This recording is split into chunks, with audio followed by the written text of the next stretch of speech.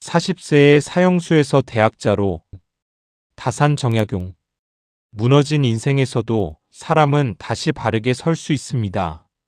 어느 날 갑자기 당신이 평생을 바쳐 쌓아온 명예도, 믿었던 사람도, 당신이 앉아있던 자리도, 그 모든 것이 하루아침에 신기루처럼 사라진다면 당신은 무엇으로 그 시간을 버티시겠습니까? 오늘 하루 참으로 고단하셨지요. 믿었던 사람에게 받은 상처로 가슴이 먹먹하기도 하고 끝이 보이지 않는 경제적 무게에 짓눌려 잠 못 이루는 밤을 보내고 계실지도 모르겠습니다. 가족을 위해 또 나 자신을 위해 앞만 보고 달려왔는데 문득 돌아보니 빈손인 것만 같아 허탈함이 밀려올 때도 있습니다. 우리의 삶은 이처럼 예고 없이 우리를 벼랑 끝으로 몰아세우곤 합니다. 하지만 기억해 주십시오. 역사 속에는 우리보다 더 깊은 절망의 늪에 빠지고도 기어코 다시 일어나 자신만의 빛을 낸 사람들이 있습니다. 다산 정약용. 그는 인생이 철저하게 무너진 뒤에야 비로소 흔들리지 않는 마음의 힘이 무엇인지 보여준 사람입니다. 그는 날 때부터 강해서 버틴 사람이 아니었습니다. 그저 매일매일 자신의 무너지는 마음을 바르게 세우는 것으로 그 지옥 같은 시간을 견뎌낸 사람입니다. 오늘 밤은 세상의 모든 것을 잃고도 끝내 자신만은 잃지 않았던 한 남자의 이야기를 들려드리려 합니다. 편안하게 눈을 감고 그의 삶 속으로 함께 걸어가 보겠습니다. 정조의 총애를 받던 시절, 18세기의 조선, 그 중심에는 젊고 총명한 청년 정약용이 있었습니다. 그는 당대 최고의 군주였던 정조대왕의 마음을 단숨에 사로잡은 천재였습니다. 두 사람의 만남은 마치 오랜 시간을 기다려온 지기의 만남과도 같았습니다.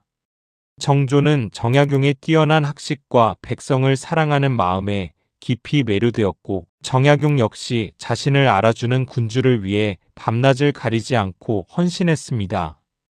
그의 머리에서 나온 지혜는 조선을 바꾸고 있었습니다. 서양의 과학기술을 응용해 고안해낸 거중기는 수원 화성 축조에 혁명적인 변화를 가져왔습니다. 무거운 돌을 쉽게 들어 올리며 백성들의 노고를 덜어주었고 국가의 재정을 크게 아꼈습니다. 암행어사로 파견되었을 때는 탕관 오리들의 비리를 서리빨처럼 엄하게 처벌하며 핍박받는 백성들의 눈물을 닦아주었습니다. 당시 정약용은 명실공히 조선 최고의 엘리트이자 임금의 절대적인 신임을 받는 권력의 핵심이었습니다. 그의 앞날은 탄탄대로처럼 보였습니다. 가문은 번창했고 사람들은 그를 우러러보았습니다. 세상의 중심이 자신을 팽팽하게 당겨주고 있는 듯한 그야말로 찬란하고 눈부신 시절이었습니다. 하지만 인생의 비극은 가장 찬란한 순간에 소리 없이 따리를 트는 법입니다. 한순간에 죄인이 된 인생. 1800년 여름 하늘이 무너졌습니다. 정약용의 가장 강력한 방패이자 영혼의 군주였던 정조대왕이 갑작스럽게 승하한 것입니다. 임금의 죽음은 단순한 슬픔을 넘어 정약용과 그의 가문 전체를 향한 피바람의 서막이었습니다. 정조의 보호막이 사라지자 그동안 정약용을 눈엣 가시처럼 여기던 정치적 반대파들이 짐승처럼 달려들기 시작했습니다. 그들에게 필요한 것은 정약용을 죽일 명분이었고 마침내 천주교라는 칼을 빼들었습니다. 1801년 조선을 피로 물들인 신유박해가 시작된 것입니다. 하루아침에 판서의 반열에 오르내리던 고위 관료에서 목숨을 구걸해야 하는 대역죄인으로 전락했습니다. 차가운 국문장의 의금부 마당. 그곳에서 정약용은 살이 찢기고 뼈가 부서지는 끔찍한 고문을 견뎌야 했습니다. 하지만 육신의 고통보다 그를 더 미치게 만든 것은 사랑하는 가족들의 비극이었습니다. 그의 셋째 형인 정약종은 끝내 신앙을 지키다 서소문 밖에서 참수를 당해 형장의 이슬로 사라졌습니다. 그리고 가장 의지했던 둘째 형 정약전은 흑산도로, 자신은 전라도 강진으로 뿔뿔이 흩어져 유배를 떠나게 되었습니다. 나주 율정점이라는 작은 주막 앞 상거리. 흑산도와 강진으로 길이 갈라지는 그곳에서 두 형제는 부둥켜 안고 통곡했습니다. 형님, 살아서 다시 뵐 수 있겠습니까? 살아야 한다. 부디 살아남아야 한다. 그것이 두 사람의 마지막이었습니다. 정약용은 살아서 다시는 형의 얼굴을 보지 못했습니다. 부와 명예, 임금의 총애, 사랑하는 형제들, 그리고 한양에 남겨진 아내와 어린 자식들까지. 정약용의 나이 40. 인생의 중반에 접어든 그 시점에 그가 가진 모든 것은 산산조각이 났습니다. 세상은 그를 버렸고 그는 완벽하게 혼자가 되었습니다. 유배 18년 무너질 수밖에 없던 시간. 천리길을 걸어 도착한 전라도 강진의 유배지. 그곳은 지옥보다 더 차갑고 외로운 곳이었습니다. 한양에서 온 대역죄인, 역적의 집안이라는 꼬리표는 강진 사람들에게 공포의 대상이었습니다. 아무도 그에게 말을 걸지 않았고 아무도 그에게 방 한 칸을 내어주려 하지 않았습니다. 사람들은 그를 피하며 문을 쾅쾅 닫아버렸습니다. 권력의 정점에 있던 남자가 이역만리 낯선 땅에서 오갈 데 없는 들개처럼 버려진 것입니다. 그때의 굴욕감과 처참함은 이루 말할 수 없었을 것입니다. 만약 우리였다면 어땠을까요? 세상에 대한 원망, 억울함, 나를 모함한 자들에 대한 복수심에 밤마다 피눈물을 흘리며 스스로를 갉아먹었을지도 모릅니다. 매일 술로 밤을 지새우거나 아니면 스스로 목숨을 끊어 이 끔찍한 고통을 끝내려 했을지도 모릅니다. 겨우 비바람을 피할 곳을 찾은 곳은 동문 밖의 한 허름한 주막이었습니다. 인정 많은 주모가 내어준 어둡고 비좁은 골방. 사방이 벽으로 막힌 듯한 그 작은 방 안에서 정약용은 한동안 짐승처럼 웅크린 채 절망과 싸웠습니다. 내 인생은 끝났다. 내 집안은 패족이 되었다. 이제 다시는 일어설 수 없다. 끝없는 우울과 상실감이 그를 덮쳤을 것입니다. 중년의 나이에 맞이한 완벽한 몰락. 그것은 가족의 울타리가 흔들리고 명예가 실추되며 경제적 기반이 송두리째 무너져 내리는 오늘날 많은 중장년층이 겪는 뼈아픈 좌절감과 크게 다르지 않았을 것입니다.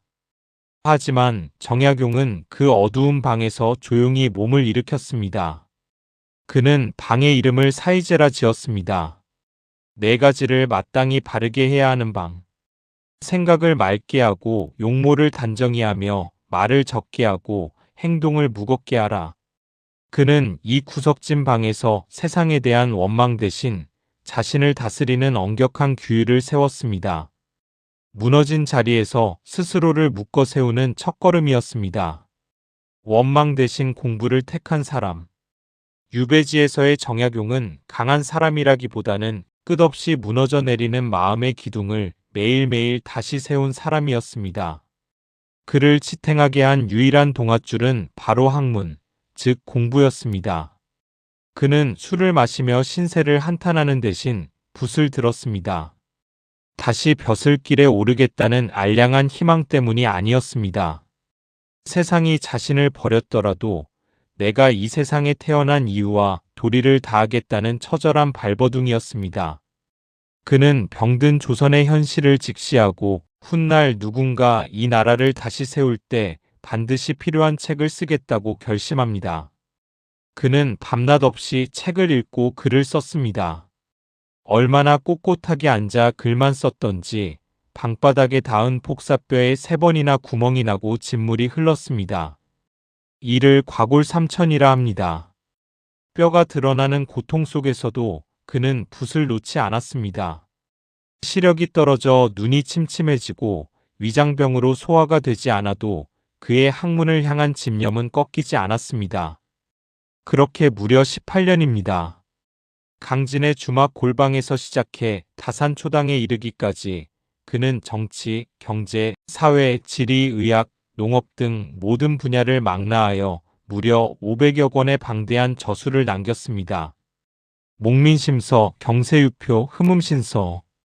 오늘날 우리가 알고 있는 타산하게 위대한 업적은 따뜻하고 평안한 서재가 아니라 배신감과 외로움이 사무치는 유배지의 차가운 방바닥에서 피어난 꽃이었습니다. 그는 인생의 가장 깊은 수렁 속에서 자신의 고통을 걸음 삼아 조선의 미래를 설계했습니다. 세상이 나를 벼랑으로 밀어뜨렸다면 그 벼랑 밑에서 아무도 보지 못한 새로운 길을 개척해낸 것입니다. 고난 속에서도 사람의 도리를 지킨 이유. 정약용이 이토록 치열하게 삶을 붙잡았던 또 다른 이유는 바로 멀리 떨어져 있는 가족 때문이었습니다. 그는 유배지에서 수백 통의 편지를 한양에 있는 두 아들 하경과 하규에게 보냈습니다. 아버지가 대역 죄인이 되어 벼슬길이 막혀버린 아들들. 그들은 절망 속에서 학문을 놓고 술에 기대어 폐인처럼 살아가려 했습니다. 그때마다 정약용은 피를 토하는 심정으로 편지를 썼습니다. 우리는 패족이다. 하지만 패족이라고 해서 학문을 게을리하고 스스로를 망가뜨린다면 그것이야말로 진짜 패족이 되는 길이다. 남들이 우리를 천하게 보더라도 우리 스스로 뼈대 있는 집안의 자제라는 자부심을 잃지 말아라. 밭을 갈고 농사를 짓더라도 늘 책을 가까이 하고 사람의 도리를 지켜라. 정약용은 아들들이 무너지는 것을 막기 위해 끊임없이 호통을 치고 때로는 눈물로 다독였습니다.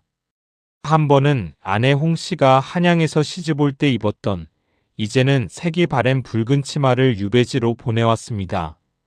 곁에 갈 수 없는 아내의 그리움과 한숨이 배어있는 낡은 치마. 정약용은 그 치마를 마름질하여 작은 책자를 만들었습니다. 그리고 아들들에게 전할 삶의 지혜와 교훈을 빼곡히 적어 내려갔습니다. 이것이 바로 그 유명한 하피첩입니다. 자신이 지옥에 있으면서도 남겨진 가족들이 자포자기하지 않도록 끊임없이 삶의 방향을 일러주었던 아버지. 중년의 나이에 경제적, 사회적으로 흔들릴 때 우리는 종종 가족에게 상처를 주고 가장 가까운 사람들을 탓하게 됩니다. 내가 이렇게 된 건 세상 탓이고 운이 없어서다라고 합리화하기 쉽습니다. 하지만 정약용은 환경을 탓하지 않았습니다. 배신과 고난, 가난이라는 악조건 속에서도 가장으로서의 책임을 다하고 사람으로서 지켜야 할 품위를 끝까지 지켜냈습니다. 그것은 강해서가 아니었습니다. 지키고 싶은 무언가가 있었고 스스로를 포기할 수 없었기 때문입니다. 오늘의 우리에게 남는 메시지. 인생이 나를 흔들어도 내가 나를 버리지만 않으면 됩니다. 여러분, 인생을 살다 보면 우리의 의지와는 상관없이 거대한 폭풍이 몰아칠 때가 있습니다. 믿었던 사람의 배신, 갑작스러운 실직, 사업의 실패, 건강의 악화. 삶은 언제든 어떤 방식으로든 우리를 철저히 고립된 유배지로 데려갈 수 있습니다.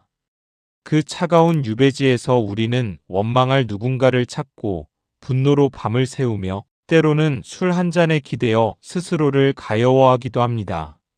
네, 당연합니다. 우리는 사람이니까요. 아프고 두렵고 도망치고 싶은 것이 당연합니다. 하지만 가장 무서운 유배는 세상이 나를 가두는 유배가 아니라 내가 나를 포기해버리는 마음의 유배일지도 모릅니다. 세상이 나를 버렸다고 해서 나마저 나를 버릴 필요는 없습니다. 정약용은 18년이라는 끝없는 유배 생활을 견디고 57의 나이가 되어서야 고향으로 돌아올 수 있었습니다. 돌아온 그는 이미 늙고 병든 노인이었지만 그의 이름 앞에는 죄인이 아니라 대학자라는 칭호가 붙어 있었습니다. 그는 무너진 자리에서 스스로를 닫고 세워 영원히 무너지지 않는 거대한 산이 되었습니다. 정약용이 오늘 힘든 밤을 보내고 있는 당신에게 이렇게 말하는 듯합니다. 무너져도 괜찮습니다. 넘어지면 잠시 쉬어가도 좋습니다. 하지만 결코 당신 자신만은 놓지 마십시오. 인생이 당신을 아무리 거칠게 흔들어대도 중심을 잡고 바르게 서려는 마음 하나만 있다면 사람은 반드시 다시 일어설 수 있습니다. 오늘 하루 참으로 애쓰셨습니다. 지금 당신이 서 있는 그 어둡고 추운 자리도 훗날 당신의 인생에서 가장 깊고 단단한 뿌리를 내리는 위대한 시간이 될 것임을 믿습니다. 걱정과 근심은 이제 깊은 밤의 어둠 속에 모두 내려놓으시고 평안한 마음으로 잠자리에 드시길 바랍니다. 당신의 내일은 분명 오늘보다 더 단단해져 있을 것입니다. 세상이 나를 흔들 때 나를 지키는 나만의 작은 습관이 있다면 무엇인지 댓글로 남겨주세요. 앞으로도 잠들기 전에 듣기 좋은 철학과 인생 이야기를 계속 함께하고 싶으신가요? 저희를 구독해 주시고 함께해 주세요. 저희는 항상 평안한 이야기들을 여러분에게 들려드리겠습니다.